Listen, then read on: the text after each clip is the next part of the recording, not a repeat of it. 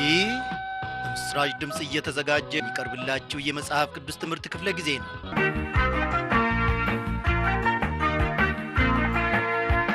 ውድ ወገኖች፣ ባለፈው ክፍለ ጊዜ ጥናታችን በሁለት ክፍለ ጊዜያት ተከታታይ አድርገን የተመለከትነው አሮንና ልጆቹ ለክህነት ስለመለየታቸውና የእግዚአብሔርንም ድንቅ አሰራር ሥራ አንድ በአንድ ስንመለከት ነበረ።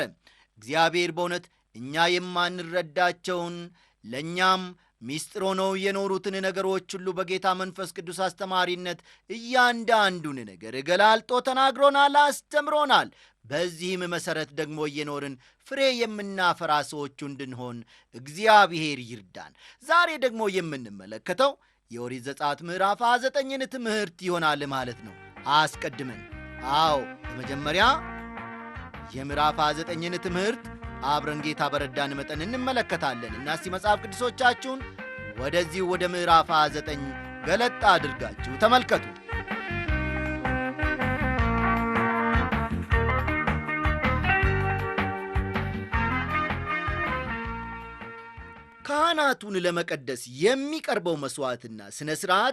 ካህናቱን ለመቀደስ የሚቀርበው መሥዋዕትና ሥነ ሥርዓት ዘወትር የሚቀርበው የሚቃጠል መሥዋዕት በመካከላቸው እንደሚኖር እግዚአብሔር ለእስራኤል ልጆች ስለ ሰጠውም ተስፋ በዚህ ክፍል ውስጥ እንመለከታለን። ስለ ካህናቱ ለክህነት መቀደስ የሚያወሳውን ክፍል ከቁጥር 1 ነው የምናገኘው። ምዕራፍ 29 ረጅም ምዕራፍ ነው። በውስጡ የተዘረዘሩ ነገሮችን ሁሉ ለማንበብ የሚስብ የሚማርክም አይደለም። ይሁን እንጂ መንፈስ ቅዱስ እኛን ለማገልገል እንደሚጠቀምበት ደግሞ አምናለሁ። ትልቅ መንፈሳዊ ትምህርትም አለውና እስቲ ቁጥር 1 ፈጠን ብለን እናንብብ። እኔንም በክህነት እንዲያገለግሉኝ ትቀድሳቸው ዘንድ የምታደርግባቸው ነገር ይህ ነው። ነውር የሌለባቸው 1 ወይፈንና 2 አውራ በጎች ትወስዳለህ ይላል። አንድ አማኝ ራሱን ለመቀደስ ምንም የሚያደርገው አንዳች ነገር የለም። ቅድስና እግዚአብሔር የሚያደርግልንና የሚያከናውንልን ነገር ነው። የቅድስናችን መሠረቱ ኢየሱስ ክርስቶስ የፈጸመው የቤዛነት ሥራ ነው። ቁጥር 2 እስከ 4 ቂጣ እንጀራ በዘይትም የተለወሰ የቂጣ እንጎቻ በዘይትም የተቀባ ስስ ቂጣ ከመልካም ስንዴ ታደርጋለህ፣ በአንድ ሌማትም ታደርጋቸዋለህ። ከወይፈኑና ከሁለቱ አውራ በጎች ጋር በሌማቱ ታቀርባቸዋለህ። አሮንንና ልጆቹንም ወደ መገናኛው ድንኳን ታቀርባቸዋለህ፣ በውሃም ታጥባቸዋለህ ይላል። መታጠብ የዳግም ልደት ምሳሌ ነው። ልብ በሉ፣ መታጠብ የዳግም ልደት ምሳሌ ነው። የቲቶ መልእክት ምዕራፍ 3 ቁጥር 5 እንደ ምሕረቱ መጠን ለአዲስ ልደት በሚሆነው መታጠብና በመንፈስ ቅዱስ በመታደስ አዳነን እንጂ እኛ ስላደረግነው በጽድቅ ስለነበረው ሥራ አይደለም ይላል። እዚህ ላይ የተጠቀሰው መታጠብ ዳግም ልደትን የሚያመለክት ነው። አሁን ደግሞ ሙሴ ለአሮን ልብሰ ተክህኖ እንዲያለብሰው የተሰጠውን መመሪያ ከቁጥር 5 እስከ 9 ባለው ስፍራ እንመለከታለን። ልብሶችን ወስደ ለአሮን ሸሚዝና የኤፉድ ቀሚስ፣ ኤፉድም የደረት ኪስም ታለብሰዋለ። በብልሃትም በተለጠፈ ቃድ ታስታጥቀዋለ። መጠምጠሚያውንም በራሱ ላይ ታደርጋለ። የተቀደሰውንም አክሊል በመጠምጠሚያው ላይ ታኖራለ። የቅባትም ዘይት ወስደ በራሱ ላይ ታፈሰዋለ፣ ትቀባውም አለ። ልጆቹንም ታቀርባቸዋለ፣ ሸሚዞችንም ታለብሳቸዋለ። አሮንንና ልጆቹንም በመታጠቂያ ታስታጥቃቸዋለ፣ ቆብንም ታለብሳቸዋለ። ለዘላለም ሥርዓትም ክህነት ይሆንላቸዋል። እንዲሁም አሮንንና ልጆቹን ትክናቸዋለ ይላል። ወገኖቼ፣ መቀደስ እግዚአብሔር የሚያደርገው እንጂ እኛ የምናደርገው ጉዳይ አይደለም። ልብ በሉ፣ የመቀደስ ተግባር እግዚአብሔር የሚያከናውነው እንጂ እኛ የምንፈጽመው ጉዳይ አይደለም። ሰዎች አንዳንድ ነገሮችን ለማድረግ ቃል ስለሚገቡበት የመቀደስ ስብሰባ እሰማለሁ።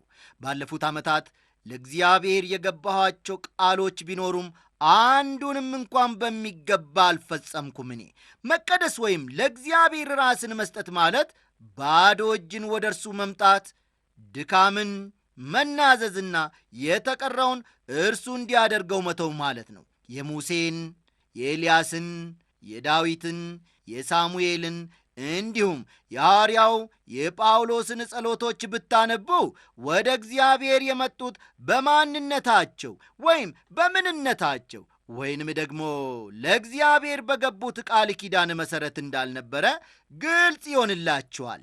እውነቴን ነው የምለው፣ ለእግዚአብሔር የምንሰጠው ምንም ነገር የለም። የገባነውን ተስፋ መፈጸምም አይሆንልንም። ባዶ እጃችንን ወደ እርሱ እንምጣ ወገኖቼ። እነዚያን ባዶ እጆች እርሱ ደግሞ ይሞላቸዋል። የክህነት ሥነ ሥርዓቱን መሥዋዕቶችን በተመለከተ ደግሞ ቁጥር 10 ላይ እንዲህ የሚልን ቃል እናገኛለን።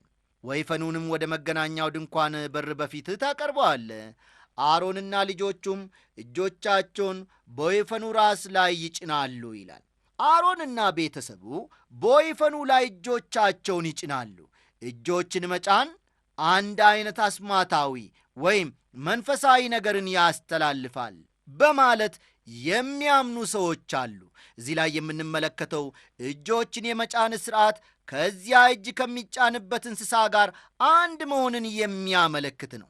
ልብ በሉ፣ እጆችን የመጫን ሥርዓት ከዚያ እጅ ከሚጫንበት እንስሳ ጋር አንድ መሆንን ያመለክታል። አንድ ሰው አንድ በግ ይዞ በመቅደሱ ፊት በመቆም እጆቹን በዚያ በግ ራስ ላይ ከጫነ በጉ የኔን ስፍራ ወስዷል ማለት ነው። ባጭሩ ለብዙ ዓመታት ያገለገልኩበት ቤተ ክርስቲያን 100 በላይ ሚስዮናውያንን በመላው ዓለም አሰማርቷል አሉ ዶክተር መጊ። አንድ ሰው ለሚስዮናዊነት አገልግሎት ሲወጣ ለዚያ ሰው የምንጸልይበት ለየት ያለ ጊዜም ይኖረናል ካሉ በኋላ እጆቻችንን በመጫንም ለዚያ ሰው እንጸልይለታለን። የእጅ መጫን ሥርዓቱ ዋናው ዓላማ ከዚያ ሚስዮናዊ ወንድም ጋር ያለንን አንድነት ለማመልከት ነው። በአገልግሎት መስክ ያለው ሚስዮናዊ እኔን ወክሎ ነው እዚያ ያለው ካሉ በኋላ እኔም እንድጸልይለትና በሚችለው ሁሉ እንድረዳው ኃላፊነት አለብኝ አሉ። ወገኖቼ፣ ወይፈኑ የአሮንን ስፍራ ይወስዳል። ተመልከቱ፣ እዚህ ላይ ወይፈኑ እጅ የተጫነበቱ ማለት ነው የአሮንን ስፍራ ይወስዳል። በኀጢአቱ እርሱ መሞት ሲገባው ወይፈኑ በእርሱ ምትክ ማለትም በአሮን ምትክ ይሞታል። የሚቃጠል መሥዋዕት የሚባለውም ይህ ነው። በዘሌዋውያን መጽሐፍ ስለ እነዚህ ነገሮች ወደፊት በዝርዝር እንመለከታለን። ከዚህ ቀደም ብለን የተመለከትነው የናስ መሠዊያ አንዳንድ ጊዜ የሚቃጠል መሥዋዕት መሠዊያ ተብሎም ይጠራል። ምክንያቱም ዋናው መሥዋዕት የሚቀርበው እዚህ ስፍራ በመሆኑ ነው። የሚቃጠለው መሥዋዕት የክርስቶስ ሥጋ ምሳሌ ሲሆን መሠዊያው ደግሞ ስላደረገልን የማዳን ሥራ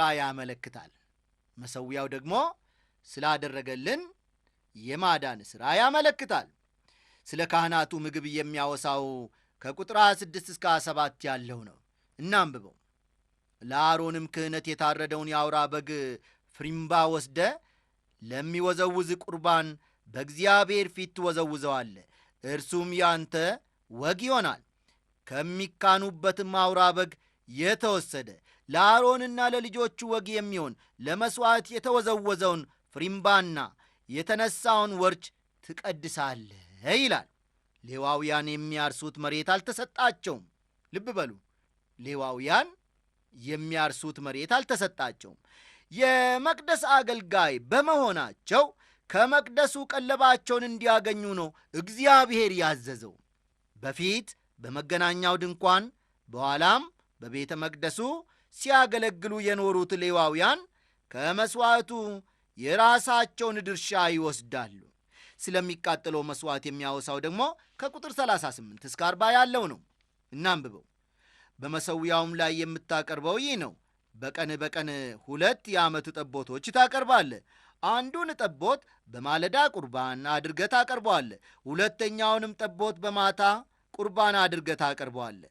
ከአንዱ ጠቦትም ጋር የኢን መስፈሪያ 4 እጅ በሆነ ተወቅቶ በተጠለለ ዘይት የተለወሰ የኢፍ መስፈሪያ 10 እጅ መልካም ዱቄት ደግሞ ለመጠጥ ቁርባን ይህን መስፈሪያ 4 እጅ የወይን ጠጅ ታቀርባለህ ይላል።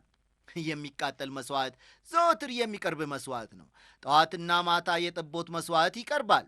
የሚቃጠለው መሥዋዕት ዘወትር እንዲቀርብ የተደረገበት ምክንያት በእነርሱ ስፍራ ሆኖ በኀጢአታቸው የሚሞትላቸው አዳኝ እንደሚያስፈልጋቸው ሕዝቡን ለማሳሰብ ነው። ኀጢአት የደም መሥዋዕትን ይሻል። የዕብራውያን መልእክት ይህን እውነት ሲገልጥ እንዲህ ቢሆንስ ዓለም ከተፈጠረ ጀምሮ ብዙ ጊዜ መከራ ሊቀበል ባስፈለገው ነበር። አሁን ግን በዓለም ፍጻሜ ራሱን በመሰዋት ኀጢአትን ሊሽር አንድ ጊዜ ተገልጧል ይላል ዕብራውያን 9 ቁጥር 26። እርግጥ ነው ይህ ጥቅስ የሚናገረው ስለ ጌታ ኢየሱስ ክርስቶስ መሥዋዕትነት ነው። የኢየሱስ ክርስቶስ ደም እንጂ የኮርማዎች የፍየሎችና የጠቦቶች ደም የሰዎችን ኀጢአት ማስወገድ አልቻለም። የእርሱ መሥዋዕት በቂ ነው። የሞተው አንድ ጊዜ ቢሆንም ለኀጢአት ተገቢውን ምላሽ ሰጥቷል መድኃኔዓለም።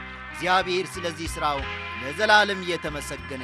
እንግዲህ ወገኖቼ የዚህ የኦሪት ዘጸአት ምዕራፍ 29ን እዚህ ላይ እናበቃና ወደ ምዕራፍ 30 ደግሞ እንሸጋገራለን።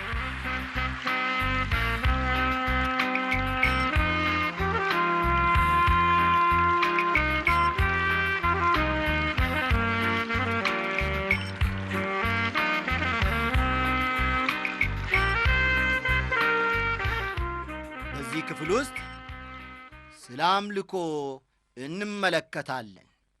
በምዕራፍ 30 አጠቃላይ ስለ አምልኮ እናጠናለን። ቀደም ብለን ስለ ዕጣኑ መሠዊያ እናያለን። ይህ ምዕራፍ ቀደም ብዬ እንደተናገርኩት ስለ አምልኮ ነው የሚናገረው። የመጀመሪያው የማደሪያውን ድንኳን ክፍል ማለትም ቅድስትን ስንመለከት በውስጡ ያሉትን 3 ነገሮችንም አይተናል። ሁሉም ስለ አምልኮ የሚናገሩት ነገር አላቸው። መቅረዙ፣ የገጽ ብስትና መሠዊያው የሚገኙት በዚሁ ክፍል ነው። ይህ መሠዊያ የዕጣን መሠዊያ በመባል ይታወቃል። የገጽ ብስትና የወርቁ መቅረዝ የእግዚአብሔርን ሕዝብ በአንድነት መገናኘትና ኅብረት ያመለክታሉ። የገጽ ብስትና የወርቁ መቅረዝ የእግዚአብሔርን ሕዝብ በአንድነት መገናኘትና ኅብረት ያመለክታሉ።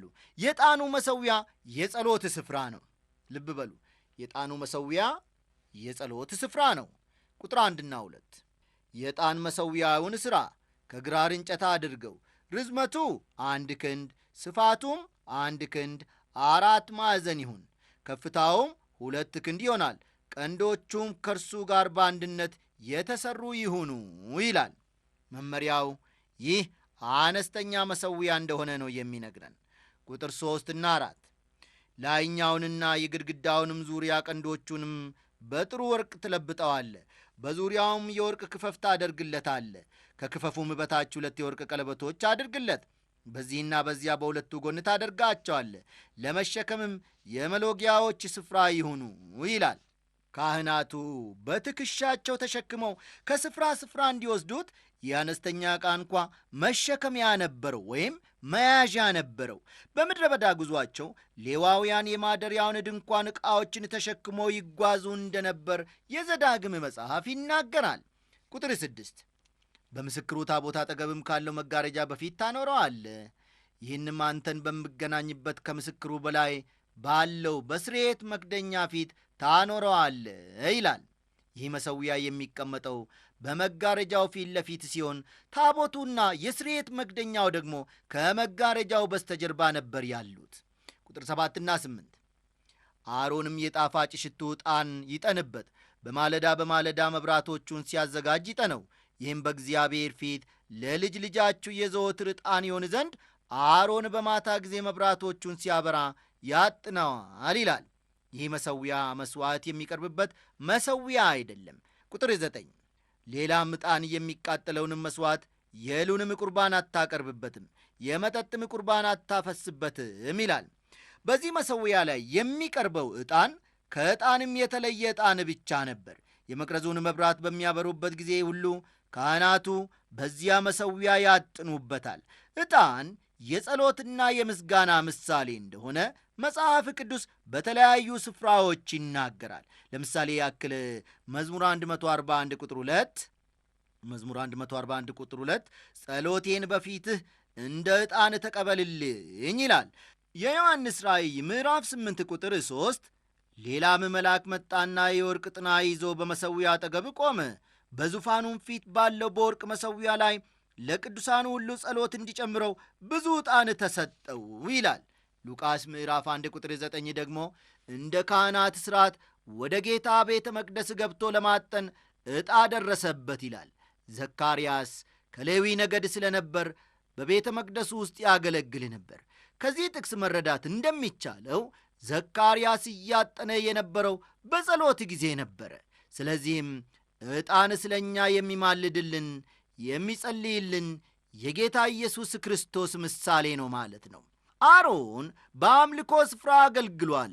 ምንም እንኳን የክርስቶስ ክህነት እንደ መልከ ጼዴቅ የክህነት ሹመት ቢሆንም ዕብራውያን ምዕራፍ 7ን ተመልከቱ። በዚህ መሠረት ግን የክርስቶስ ምሳሌ ሆኗል።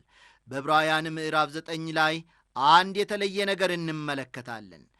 በዘጸአት እንደምንመለከተው የዕጣኑ መሠዊያ የሚገኘው ቅድስት ውስጥ ሲሆን የዕብራውያን መልእክት ጸሐፊ የዕጣኑ መሠዊያ ያለው በቅድስተ ቅዱሳን ውስጥ እንደሆነ ይናገራል። ለምንድን ነው እንዲህ ያለው? ምክንያቱም እርሱ መልእክቱን በጻፈበት ጊዜ መጋረጃው ለሁለት ተቀዶ ነበርና ነው። ክርስቶስ በዚህ ምድር ሞተ። ይሁን እንጂ ከሞት ተነስቶ ወደ ሰማይ አድርጓል። ዛሬ የዕጣኑ መሠዊያ በሰማይ ነው ያለው። በኢየሱስ ክርስቶስ አማካይነት ወደ እግዚአብሔር መምጣት ይቻላል። እርሱ አማላጃችን ነው። አማላጃችን ወገኖቼ ሌላ መላእክት አይደሉም፣ ሌላ አማልክትም አይደሉም። ለሰው ልጅ በእግዚአብሔር ፊት ስለ በደሉና ስለ ኀጢአቱ የሚማልደው ብቸኛው የእግዚአብሔር ልጅ ኢየሱስ ክርስቶስ ብቻ ነው። ስለዚህም ለጸሎት በእግዚአብሔር ፊት በተንበረከክን ቁጥር በኢየሱስ ክርስቶስ በኩል ወደ እርሱ መምጣት ወይም መቅረብ አለብን። ብዙ ሰዎች ደህንነትን ስላገኘው በቀጥታ ወደ እግዚአብሔር ፊት መቅረብ ይችላለሁ በማለት ደፍረው ሲናገሩ እንሰማቸዋለን። እንደ እውነቱ ከሆነ ግን ወገኖቼ ወደ እግዚአብሔር የምንቀርበው በክርስቶስ አማካይነት ብቻ ነው። በቃ ሌላ በፍጹም ምንም አማላጅ የለንም። ወደ እግዚአብሔር የሚያቀርበን እርሱ ነው። ክርስቶስ በሰማይ ስለ እኔና ስለ እናንተ እየጸለየልን ነው። ሊቀ ካህኑ በዕጣኑ መሠዊያ ፊት ቆሞ እንደሚጸልይላቸው ሁሉ አስተውሉ ወገኖቼ፣ ሊቀ ካህኑ በዕጣኑ መሠዊያ ፊት ቆሞ እንደሚጸልይላቸው ማወቁ ለእስራኤል ልጆች በጣም ደስ የሚያሰኝ ነገር ነበረ። ታላቁ ሊቀ ካህናችን ኢየሱስ ክርስቶስ መድኃኔ ዓለም እንደሚጸልይልን ማወቁም እኛ ክርስቲያኖች ደስ ያሰኘናል። ስለ እኔና ስለ እናንተ በደል በአባቱ ፊት ዘወትር የሚማልደው ብቸኛው የእግዚአብሔር ልጅ ጌታ ኢየሱስ ክርስቶስ ብቻ ነው። ወገኖቼ ክርስቶስ ለዚህ ዓለም አይደለም የሚጸልየው። ይህን ታውቃላችሁ አይደል? አዎ፣ ክርስቶስ ለዚህ ዓለም አይደለም የሚጸልየው። እርሱ ራሱ ባደረገው ጸሎት እኔ ስለ እነዚህ እለምናለሁ፣ ስለ ዓለም አልለምንም፣ ስለ ሰጠኸኝ እንጂ ያንተ ናቸውና ብሏል። ዮሐንስ ምዕራፍ 17 ቁጥር 9ን የተመልከቱ።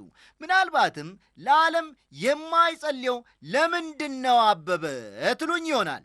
መልካም፣ ኢየሱስ ክርስቶስ ለዓለም ሞቷል። ስለ ዓለም ኀጢአት ከመሞት የበለጠ ለዚህ ዓለም ምን ሊያደርግለት ይችል ኖሯል ብላችሁ ታስባላችሁ? እንደ አዳኝ ለተቀበሉት ግን በሰማይ ይጸልይላችኋል፣ በሰማይ ይማልድላችኋል። ስለ እኔና ስለ እናንተ በደል ደጋግሜ እናገራለሁ፣ ስለ እኔና ስለ እናንተ ኀጢአት የሚማልደው የሚጸልየው የእግዚአብሔር ልጅ ኢየሱስ ክርስቶስ ብቻ ነው። ጌታ ይህን በማድረጉ እጅግ ደስ ይለኛል። ምክንያቱም እርሱ ይህን ባያደርግ ኖሮ በዚህ ምድር ብዙም ሥራ ባልተከናወነ ነበረ። የሚጸልይልን ሊቀ ካህን መኖሩ ምንኛ፣ እውነቴን ነው የምላችሁ፣ ምንኛ ደስ የሚል ነገር ነው። ከክርስቶስ ማንነትና መስቀል ላይ ከፈጸመው ሥራ የተነሣ እግዚአብሔር ጸሎታችንን ሁሌ ዘወትር ይሰማል። ስሙ ለዘላለም ይባረክ። ኤፌሶን ምዕራፍ 1 ቁጥር 6 እንዲህ ይላል፣ ኤፌሶን ምዕራፍ 1 ቁጥር 6 በኋላ ተመልከቱ። በውድ ልጁም እንዲያው እየሰጠን የጸጋው ክብር ይመሰገን ዘንድ ይህን አደረገ ይላል። ከክርስቶስ የተነሣ እግዚአብሔር እንደ ተወደዱ ልጆች ይቀበለናል። ከማቴዎስ ወንጌል ምዕራፍ 17 ቁጥር 5፣ ማርቆስ ምዕራፍ 9 ቁጥር 7፣ ማርቆስ ምዕራፍ 9 ቁጥር 7 እና ሉቃስ ምዕራፍ 9 ቁጥር 35 እንደምንመለከተው እግዚአብሔር አብ ይህ የምወደው ልጄ ነው፣ እርሱን ስሙት ብሏል። እርሱን መስማት ብቻ ሳይሆን በእርሱ በኩል እንጸልያለን። በዮሐንስ ምዕራፍ 14 ቁጥር 14 ኢየሱስ ክርስቶስ ማናቸውንም ነገር በስሜ ብትለምኑ እኔ አደርገዋለሁ ብሎናል። በመንፈስ መጸለይ ማለትም ይሄው ነው። ይህ መሠዊያ በማደሪያው ድንኳን ውስጥ ካሉ ዕቃዎች ሁሉ የተለየ እንደሆነ ተመልክተናል።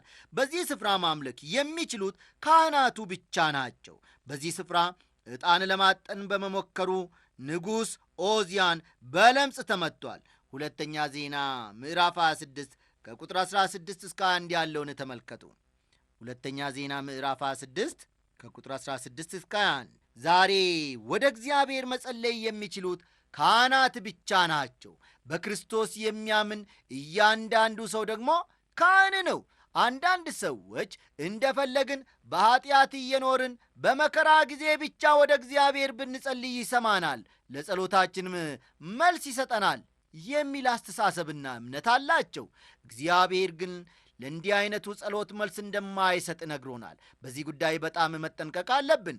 አንድ ኀጢአተኛ መጸለይ የሚችለው ጌታ ሆይ እኔን ኀጢአተኛውን ማረኝ የሚለውን ጸሎት ብቻ ነው። በቃ እግዚአብሔር እንዲህ አይነቱን ጸሎት ይሰማል ያዳምጣልም። በቁጥር 8 በእግዚአብሔር ፊት ለልጅ ልጃችሁ የዘወትር ዕጣን ይሆን ዘንድ ይላል።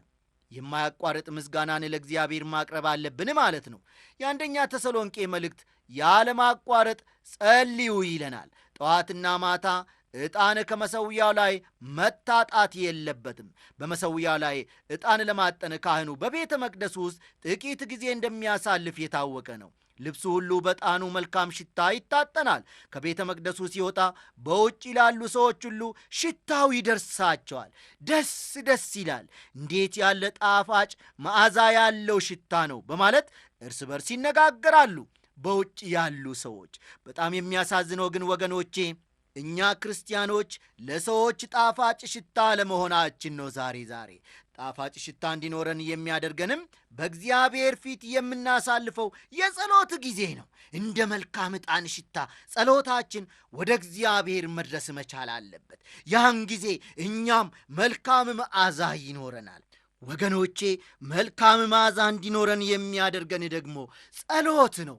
ዛሬ ስለ ቤተ ክርስቲያን፣ ስለ አገልጋዮች፣ ስለ ወገኖች፣ ስለ ወንድሞችና እህቶች ከጸለያችሁና ከተንበረከካችሁ ስንት ቀናችሁ ነው?